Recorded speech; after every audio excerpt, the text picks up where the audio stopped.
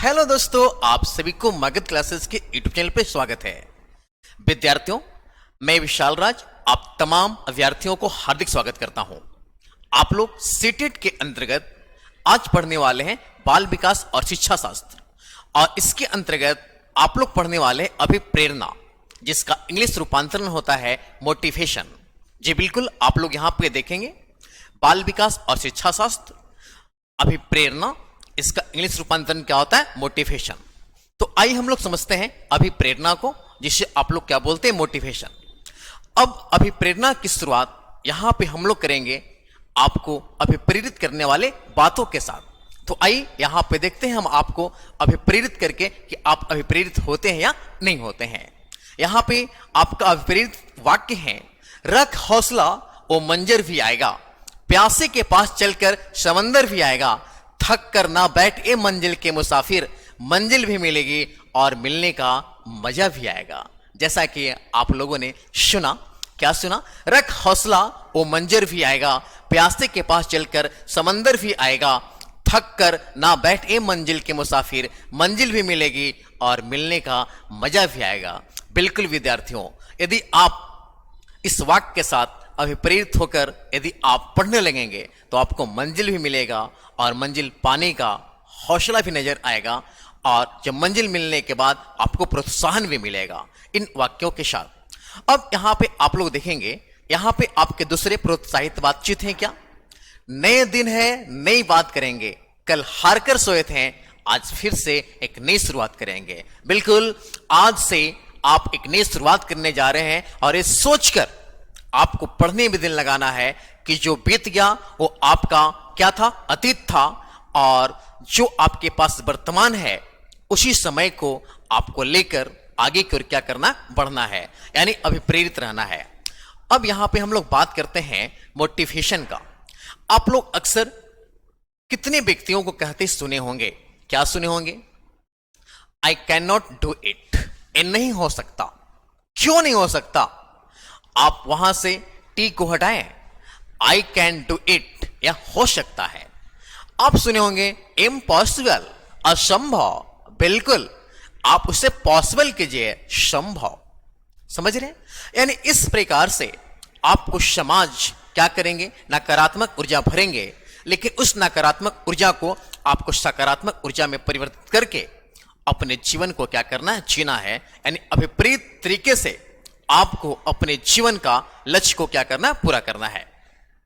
तो यहां पे हम लोग अभिप्रेरणा के संबंधी बातें कर रहे हैं, और सबसे पहले आप बात समझ लीजिए कि मोटिवेशन शब्द की उत्पत्ति लैटिन भाषा के मोटम मूवरर से हुई है, जिसका अर्थ होता है मूव, मोशन, मोटर अर्थात गति करना। यानी अभिप्रेरणा का शाब्दिक अर्थ हो गया गति करना। यानी जब तक आप अभिप्रेरित रहेंगे ना, तो आपके अंदर एक मोशन होगा, एक गति होगा, और गत्यात्मक रूप से ही आप अपने लक्ष्य को क्या करेंगे? पाएंगे। यानी आपको यदि कोई व्यक्ति आपको मोटिवेट कर रहा है, यानी आप में गति भर रहा है, आप में एनर्जी दे रहा है, आपको जज्बा भर रहा है, आप में जोश भर रहा है, तो बिल्कुल आप इस जोश और जज्बे से यदि आप अपने सफलता को या अपने लक्ष्य की तरफ बढ़ेंगे तो बिल्कुल आप सफल होंगे। क्योंकि ये जो टॉपिक है ये आपको अंदर से जोश उत्पन्न करने वाला है, अंदर से आग लगाने वाला है, और इस टॉपिक का नाम क्या है? अभिप्रेरणा। तो आप लोग समझ गए कि अभिप्रेरणा का शाब्दिक अर्थ क्या होता है? गति देना या गति प्रदान करना।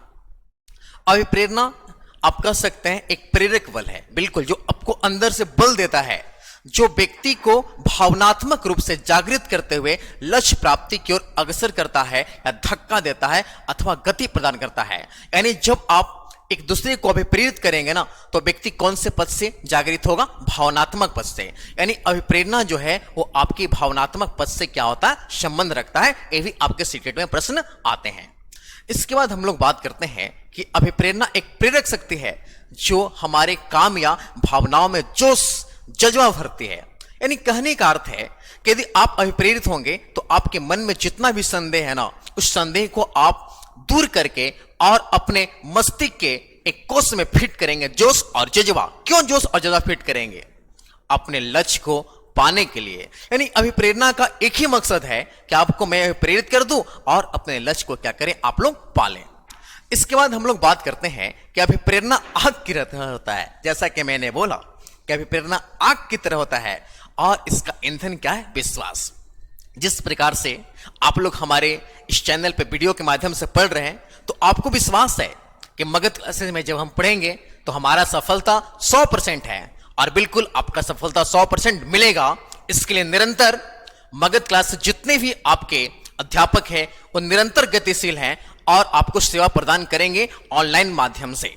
तो यहां पे आप लोगों ने क्या देखा कि अभिप्रेरणा आग की तरह होता है और उसका ईंधन क्या होता है? विश्वास। यदि आप किसी भी काम को कर रहे हैं और विश्वास आपको ना हो तो क्या अभिप्रेरित होंगे? नहीं होंगे।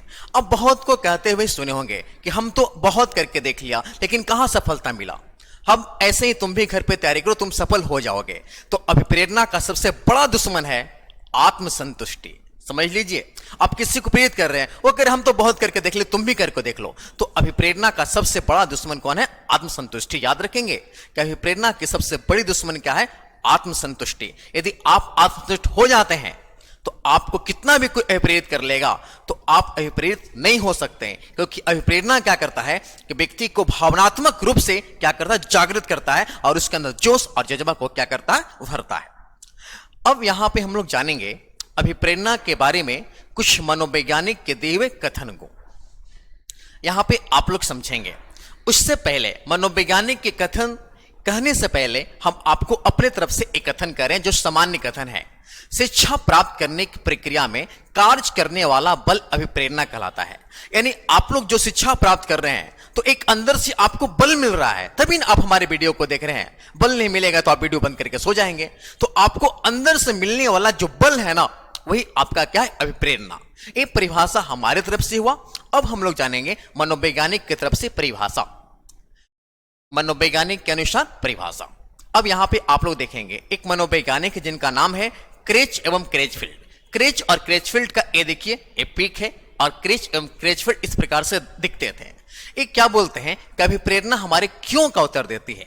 क्यों मैंने ऐसा नहीं किया, क्यों मैं पास नहीं हो सकता, ये सारी जवाब आपको कौन देगा? अभिप्रेरणा। और देखिए क्रेच एवं क्रेचफील्ड, अभिप्रेरणा हमारे क्यों का उत्तर देती है, यानी क्यों का उत्तर देती है कौन? तो क्रेच एवं क्या? क्रेचफील्ड। इसके बाद हम लोग बात करते हैं स्किनर। स्किनर ने तो बहुत अच्छा बात कर दिया कि अभिप्रेरणा जो है ना वो आपके अधिगम का सर्वोत्तम राजमार्ग है, अधिगम का हृदय है, अधिगम का सोपान है। कौन है? अभिप्रेरणा। और इस बात को कौन बोले हैं? स्किनर। जैसा कि आप लोग देख रहे हैं, यानी अभिप्रेरणा जो है वो आपका अधिगम का सर्वोत्तम राजमार्ग है। अब इसके बाद हम लोग बात करते हैं वुडवर्थ। वुडवर्थ ने क्या बोला? अभिप्रेरणा व्यक्ति की वह दशा है जो उसे निश्चित व्यवहार करने के लिए निश्चित लक्ष्य की ओर क्या करता है? उत्तेजित करता है। यानी निश्चित लक्ष्य की ओर उत्तेजित होते हैं तो भी आप क्या है? अभिप्रेरित हैं। और इस बात को कौन बोले? वुडवर्थ, बूढ़ा आदमी। यानी वुडवर्थ ने क्या बोला कि अभिप्रेरणा व्यक्ति की वह दशा है जो उसे निश्चित व्यवहार के लिए निश्चित लक्ष्यों की ओर उत्तेजित करता है, और उसी को हम लोग क्या करते हैं? अभिप्रेरणा। तो आप लोगों ने अभी तक पढ़ा अभिप्रेरणा, मेरी तरफ से सामान्य परिभाषा और एक मनोवैज्ञानिक तरफ से परिभाषा। अब यहां पे आप लोग जानेंगे अभिप्रेरणा की विशेषताएं। अभिप्रेरणा की विशेषताएं कैसे निकलेंगे? जो मैंने आपको समान डिफिनेशन बताया और जो मनोवैज्ञानिक के आधार पर जो परिभाषा बताया, वहीं से आपका विशेषता है। क्या विशेषता है? कि बिना अभिप्रेरणा का क्या कोई आप कार्य करेंगे? नहीं करेंगे। बिना अभिप्रेरणा के आप पढ़ेंगे?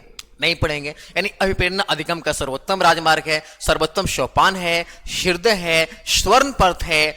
अभिप्रेरणा जो है व्यक्ति का उत्तेजित अवस्था है। इस प्रकार की इसकी क्या है? विशेषता है, जो हम लोग वन बाय वन करके यहां पे देखते हैं। यहां पे देखिए अभिप्रेरणा अधिगम का हृदय है, बिल्कुल जैसा कि मैंने बतलाया।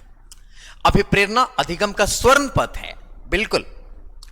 अभिप्रेरणा अधिगम का मुख्य चालक है, यानी बिना अभिप्रेरणा का आपका अधिगम नहीं हो सकता है। अधिगम क्या होता है? व्यवहार में परिवर्तन। कैसा परिवर्तन? अस्थायी परिवर्तन। आपका क्वेश्चन सीटेट में बहुत बार पूछा है कि अधिगम का मुख्य चालक है, तो याद रखिएगा अभिप्रेरणा। अभिप्रेरणा को कभी भी आपको भूलना नहीं है। अभिप्रेरणा अधिगम का सर्वोत्तम सोपान है। अधिगम सर्वोत्तम होगा जब क्या होगी? अभिप्रेरणा। यानी कोई भी बालक अधिगम सर्वोत्तम करेगा, बालक तभी ज्यादा सीखेगा जब उसे आप अभिप्रेरित कर देंगे। इसके बाद हम लोग बात करते हैं अभिप्रेरणा अधिगम का सर्वोत्कृष्ट राजमार्ग है। जैसा कि मैंने बतलाया, अभिप्रेरणा अधिगम के लिए अनिवार्य स्थिति है और इसके बाद अभिप्रेरणा व्यक्ति के निरंतर परिवर्तन क्या करता है, लाता है। और अभिप्रेरणा व्यक्ति को चयनात्मक क्रिया करने के लिए प्रेरित करता है। तो ये सारी विशेषता है। तो जल्दी से इनका आप एक स्क्रीनशॉट लेंगे, उसके बाद हम लोग आगे की ओर बढ़ेंगे। आप लोग स्क्रीनशॉट ले लिए होंगे। अब हम लोग जानेंगे इसकी विशेषता कि अभिप्रेरणा एक साधन है। साधन मतलब समझते हैं ना, मीडियम, साध्य नहीं, टारगेट नहीं है। टारगेट जो है आपका क्या, लक्ष्य है, जिसको आप टारगेट कीजिए। यानी अभिप्रेरित आप किसी माध्यम से हो सकते हैं, हमारे माध्यम से हो सकते हैं, समाचार पत्र के माध्यम से हो सकते हैं, माता पिता के माध्यम से हो सकते हैं। यानी अभिप्रेरणा जो है ना, वो आपका एक साधन है, साध्य नहीं है। इस चीज को याद रखेंगे आप लोग। अभिप्रेरणा अमूर्त संप्रत्यय जो जन्मजात और अर्जित होता है। यानी अभिप्रेरणा जो है ना, दिखता नहीं है, अमूर्त संप्रत्यय है, जो आपका अर्जित भी हो सकता है या क्या हो सकता है, जन्मजात भी हो सकता है। तो क्वेश्चन सीटेट में पूछता है कि प्रेरणा है तो कैसा संप्रत्यय है, मूर्त की अमूर्त तो क्या बोलेंगे, अमूर्त, प्रत्यक्ष की अप्रत्यक्ष तो क्या बोलेंगे, अप्रत्यक्ष, ज्ञात की अज्ञात तो क्या बोलेंगे, अज्ञात। यानी इस प्रकार से आपके क्वेश्चन आ सकते हैं। अभिप्रेरणा की गति प्रत्येक व्यक्ति में अलग अलग होती है। बिल्कुल, क्या आप यहां पे पढ़ रहे हैं तो हो सकता है आपसे कोई ज्यादा सीख सकता है, हो सकता है कोई आपसे कम सीख सकता है। तो अभिप्रेरणा में बालकों की गति जो होता है वो क्या होता है, अलग अलग होता है। अभिप्रेरणा एक आंतरिक उत्तेजना है जो व्यक्ति को भावनात्मक रूप से क्या करता है, जागृत करता है। यानी अभिप्रेरित जब बालक को करेंगे ना, तो बालक अंदर से भावनात्मक रूप से क्या होगा, जागृत होगा। और उसी को हम लोग क्या बोलते हैं, अभिप्रेरणा बोलते हैं।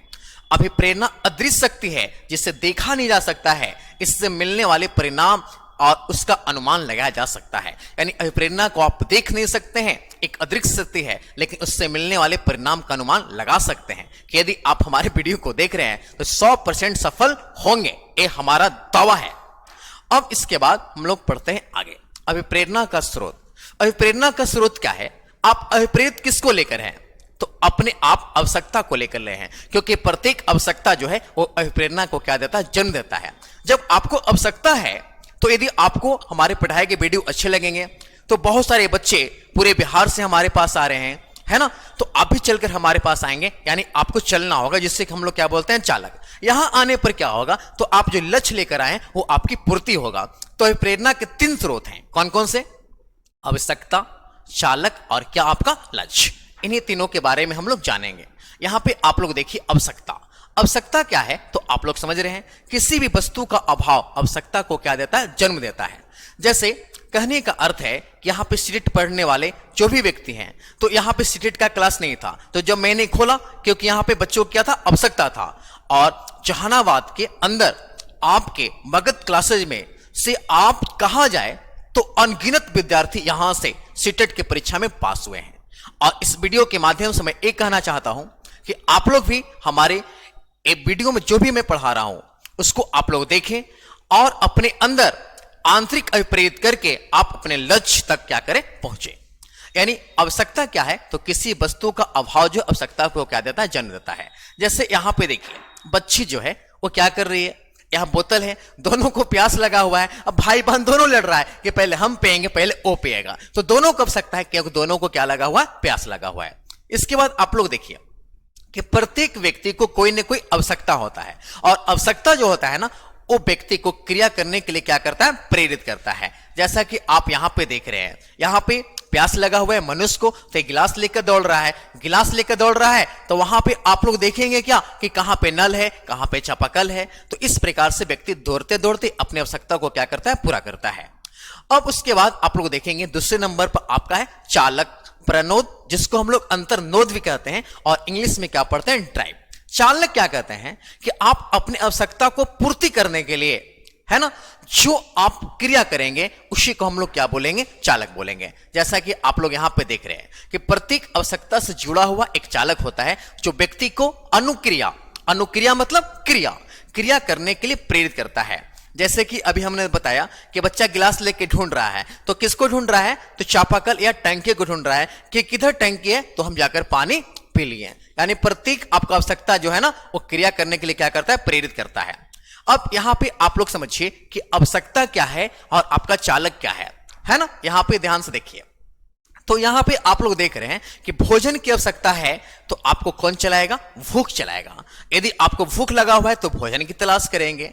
उसके बाद यहां पे आप लोग देखें, यदि पानी की आवश्यकता है तो आपको प्यास लगेगा तब ना पानी ढूंढेंगे, यानी आपको चलाएगा कौन? तो प्यास। तो इस प्रकार से आप लोगों ने देखा कि चालक और आवश्यकता किस प्रकार से जुड़ा हुआ है, यानी प्रत्येक आवश्यकता जो होता है ना वो चालक से क्या होता है? जुड़ा हुआ है ना। जिस प्रकार से भूख रूपी चालक जो है वो भोजन मिलने पर क्या हो जाएगा? शांत हो जाएगा। उसी प्रकार से प्यास रूपी चालक जो है पानी मिलने पर क्या हो जाएगा? शांत हो जाएगा। आप लोग समझ सकते हैं। इसके बाद हम लोग क्या जाने कि जब तक चालक शांत नहीं होता तब तक मनुष्य या प्राणी तनाव में रहता है। जैसे आप लोग जब तक सीटेट पास नहीं होंगे तब तक तनाव में रहेंगे, और जैसे ही पास हो जाएंगे ना, जैसे आपका तनाव क्या होगा? समाप्त हो जाएगा, है ना। इस बात को आप लोग समझ गए। अब हम लोग जानेंगे, जब आप अपने लक्ष्य को प्राप्त कर लिए तो आपके समाज, आपके सास ससुर या जो आपसे जलते थे वो मिलने सबसे पहले आएंगे और आपको प्रोत्साहन देंगे। मुझे विश्वास था कि गांव में कोई पास हो चाहे नहीं हो, लेकिन तुम पास हो जाएगी। बिल्कुल ऐसा आप कहीं को कहते सुने होंगे। तो आपको क्या मिल रहा है? प्रोत्साहन, क्योंकि आपने लक्ष्य को क्या कर लिया? प्राप्त कर लिया। यानी उद्दीपक सामने होने पर व्यक्ति क्रिया करने के लिए क्या करता है? प्रेरित करता है। उद्दीपक को आप यहां पे लक्ष्य कह सकते हैं। उद्दीपक जैसे लक्ष्य भी होता है ना। उद्दीपक या लक्ष्य दोनों सेम है, जिसको आप टारगेट भी कह सकते हैं। यानी उद्दीपक सामने होने पर व्यक्ति क्रिया करने के लिए प्रेरित करता है। जैसे आपको मैंने यहां पे दिखाया, यहां पे जो नल देख रहे हैं ना, ये बच्चा गिलास लेकर दौड़ रहा है, तो वहां पे नल में आकर पीने लगा क्या? तोता। तो लड़का गिर गया। अरे ये क्या हो गया? तोता पानी पर दोनों की आवश्यकता है, तो जो पहले पहुंचेगा वही ना पानी पिएगा। बात समझ रहे हैं ना। यानी चलकर तो इसके तोता के बाद बालक भी पी लेगा और अपने लक्ष्य को क्या कर लेगा? पालेगा। उसके बाद हम लोग बात करते हैं उदाहरण। जैसे कोई भी व्यक्ति नल, नदी या झरना देखकर, तालाब या पोखर को देखकर अनुक्रिया करता है और वह पानी पीकर अपने प्यास को क्या करता है? बुझा लेता है। और बुझा लेता है तो उसका चालक क्या होता है? शांत हो जाता है। यानी लक्ष्य प्राप्त होने पर चालक शांत हो जाता है तथा तनाव क्या होता है? समाप्त हो जाता है। अब इसके बाद हम लोग जानेंगे अभिप्रेरणा के स्रोत में कुछ और बातें जो आप लोग देखेंगे, यहां पे समझेंगे। अभिप्रेरक बराबर आवश्यकता प्लस चालक प्लस लक्ष्य। यानी आपको मैंने बताया कि प्रेरणा के 3 स्रोत हैं। एक स्रोत कौन थे? आपकी आवश्यकता, दूसरा चालक और तीसरा क्या? लक्ष्य। ये तीनों थे जो आपको अभिप्रेरित कर रहे थे, मोटिवेट कर रहे थे, जिसको हम लोग क्या बोलते हैं? अभिप्रेरक। इंग्लिश में बोलते हैं मोटिवेटर। यानी अभिप्रेरक बराबर होता है आवश्यकता प्लस चालक और प्लस क्या? लक्ष्य। कभी कभी स्टेटेड के अंदर यहां से डायरेक्ट सूत्र पूछ जाते हैं कि अभिप्रेरक बराबर क्या होता है? तो आवश्यकता प्लस चालक और प्लस क्या? लक्ष्य। जैसा कि आप लोग यहां पे देखेंगे, इस आदमी को बहुत सारी आवश्यकता है। मैंने वो भी उदाहरण दिया कि क्या आवश्यकता है? तो बालक को पानी की आवश्यकता है, तो ये क्या करेगा? चलेगा, गिलास लेकर चलेगा। और आगे जाएगा तो कौन पानी पी रहा है? तो वहां पे तोता पानी पी रहा है ना। तो तोता पीने के बाद बालक भी क्या करेगा? पानी को पी लेगा। यानी इस प्रकार से लड़का अभिप्रेरित हो गया, मोटिवेट हो गया और अपने लक्ष्य को क्या कर लिया? पा लिया। अब यहां पे आप लोग समझ लीजिए कि आवश्यकता, चालक और लक्ष्य के योग को हम लोग क्या बोलते हैं? अभिप्रेरक करते हैं। तो यहां पे आप लोगों ने जाना अभिप्रेरणा क्या है, अभिप्रेरणा की परिभाषा और अभिप्रेरणा के स्रोत। अब हम लोग जानेंगे अभिप्रेरणा का प्रकार। अभिप्रेरणा 2 प्रकार के होते हैं। एक होता है आपका, जो देख रहे हैं यहां पे, एक होता है आपका यहां पे बाहरी अभिप्रेरणा, और दूसरा आपका क्या होता है? आंतरिक अभिप्रेरणा। बाहरी अभिप्रेरणा को हम लोग कहते हैं नकारात्मक अभिप्रेरणा, और आंतरिक अभिप्रेरणा को कहते हैं क्या? सकारात्मक अभिप्रेरणा। यहां पे लॉजिक उल्टा है। आप समझ लगता है सर गलत क्या लिख दिया है। मैंने गलत नहीं लिखा। मैं जो आपको बाहर से मोटिवेट कर रहा हूं ना, तो इसका प्रभाव तब तक रहेगा जब तक आपको मेरी बात याद रहेगा। और आंतरिक अभिप्रेरणा सकारात्मक क्यों है? क्योंकि यदि अंदर से आप जागृत हो जाएंगे ना, तो तब तक छोड़ेंगे नहीं जब तक आप अपने लक्ष्य को पाएंगे नहीं। इसलिए बाहरी अभिप्रेरणा को नकारात्मक कहा जाता है और आंतरिक कहा जाता है क्या? सकारात्मक। जैसा कि आप लोग यहां पे देखिए, बाहरी अभिप्रेरणा में क्या होता है कि इसमें कोई व्यक्ति या कोई भी बाहरी व्यक्ति प्रेरित पर कार्य की शुरुआत करता है और इसके अभाव में वह अंत तक अर्थात लक्ष्य तक नहीं पहुंच पाता है, और इसी को हम लोग क्या बोलते हैं? बाहरी अभिप्रेरणा। जैसे मैंने आपको प्रेरित की शुरुआत करा दिया और उसके बाद कहने का अर्थ है कि आपका तबियत खराब हो गया, आप नहीं आए, तो आपका तो हमसे लिंक टूट गया। तो हम मैंने प्रेरित किया था, और बच्चों जब यहां पे आते हैं तो बोलते हैं सर आपके पास रहते हैं तो मेरा रिजल्ट हो जाता। यानी अभिप्रेरणा टूट गया, इसलिए रिजल्ट नहीं हुआ। यानी हमारे जो यहाँ पे सुन रहे थे, प्रतिदिन जो आप सुन रहे हैं, तो आपको मैं मोटिवेट कर रहा हूं, अभिप्रेरित कर रहा हूं और अपने लक्ष्य तक आप क्या कर रहे हैं, पहुंच रहे हैं। तो इस प्रकार से बाहरी अभिप्रेरणा को नकारात्मक कहा जाता है, क्योंकि इसके अभाव में लोग जो है सफलता तक पहुंचता नहीं है। जैसे यहां पे आप लोग समझेंगे आंतरिक अभिप्रेरणा। आंतरिक अभिप्रेरणा क्या है कि इसमें व्यक्ति स्वयं की इच्छा से प्रेरित होकर कार्य करता है और अंत तक अर्थात लक्ष्य तक पहुंच जाता है। और यह व्यक्ति का कैसा अभिप्रेरणा है, आंतरिक अभिप्रेरणा है। यदि आप लक्ष्य तक पहुंचते हैं ना, तो आप अंदर की शक्ति, जोश और जज्बा से पहुंचते हैं, और उसी को हम लोग क्या बोलते हैं, आंतरिक अभिप्रेरणा। अब यहां पे आप लोग कुछ उदाहरण देंगे। जैसे आप यहां पे सीटेट पास होकर आएंगे तो आपको मैं मेडल पहनाऊंगा, तो प्रशंसा करूंगा, पुरस्कार करूंगा। आप नहीं पढ़ेंगे तो मैं दंड भी दूंगा। परीक्षा, परिणाम, श्रव्य दृश्य सामग्री, शिक्षक का प्रभाव, ये सारे जो है आपकी बाहरी अभिप्रेरणा है। तो सीटेट में आपके प्रश्न आते हैं कि निम्न में से कौन बाहरी अभिप्रेरणा है, तो याद रखेंगे प्रशंसा, पुरस्कार, दंड, परीक्षा परिणाम, श्रव्य दृश्य सामग्री, शिक्षक का प्रभाव, एक कैसा प्रेरणा, बाहरी अभिप्रेरणा है।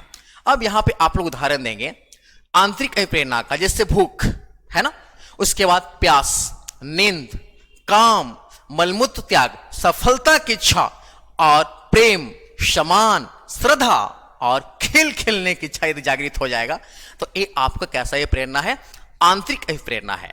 तो आप लोग यहां पे समझ गए होंगे बाहरी अभिप्रेरणा और क्या, आंतरिक अभिप्रेरणा। अब यहां पे कुछ शब्द और बोल देते हैं।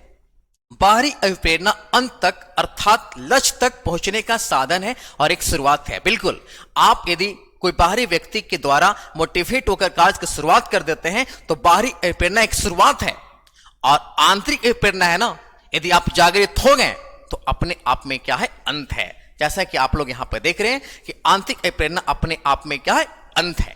तो इस प्रकार से आप लोगों ने आज क्या पढ़ा, अभिप्रेरणा। अब विद्यार्थियों, यदि हमारे वीडियो आपको अच्छा लगते हैं तो दोस्तों के पास शेयर करें, और भी अच्छा लगता है तो आप मगध क्लासेज का ऑनलाइन पेड कोर्स को ज्वाइन कर सकते हैं और 100% आप सफलता पाएंगे।